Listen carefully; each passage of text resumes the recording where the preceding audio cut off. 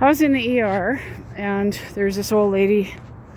There you could hear this old woman from one of the examination rooms barking at these doctors and swearing and cussing and get away from me, and I don't want this, that, the other thing, and blah, blah, blah.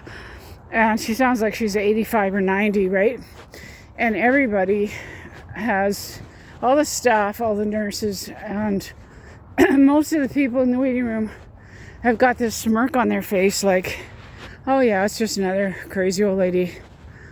Whatever. Kind of like she's in the wrong. She's got to be crazy. She's for acting like this, for talking. She's got to be mentally ill or cranky or miserable or whatever. And I sat there and I thought about this, how everybody was so quick to judge, and they're rolling their eyes at her like she's the problem. They assume that she's the problem. And look at this. Oh, I wish you could see. It's too dark.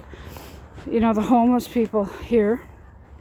And you'll just find bags of their belongings just in random places. This is just like right out by a tree, just randomly left there. Like not even hidden, it's just out in the open. It's so bizarre what's happening with all the homeless people here. Anyways, sorry. And I thought about this old woman in this room. And by the time you're 85 or 90, do you know what all the things that I have seen at my age? And all the medical harm, all the deaths that I know of because of medical, all the medical injuries, through surgery, through medications, all the harm caused by medical in my life. I've been harmed multiple times. My daughter was injured. My daughter's now been injured a few times. My husband was injured. My mother has been repeatedly injured. My husband took his life because of medications that nobody knew how to get him off of. His father went in for surgery and never came out. They assured him it was a routine surgery. Everything was going to be all right. All the people I know, and then all the people online that I know that have been injured. I watched a doctor break my mother's bones. My 90-year-old mother was doing quite well, still using a walker. Gave her this medication that they shouldn't have given to an elderly woman with a walker. She fell, broke her bones from gabapentin, and it was all. And then she died not long after. It was all just hospitalizations and nonstop medical. And she was so happy and proud of herself that she had gotten off of all the medications that doctors had her on. And right away in her chart in the ER, they've got an antidepressant, an antipsychotic to control her with. She was never out of control.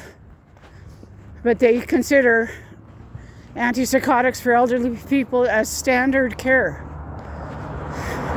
All the disgusting, they forced my mom. Let's not even get into the COVID thing. All the harm that I have seen in my years, and think of all the harm, medical harm this woman may have seen. She may have lost her husband from medical. She may have lost one of her children from medical. She may have been repeatedly injured by medical. And everyone is sitting there snickering and laughing, thinking she's a crazy old lady. Until, someday they might not. Yuck.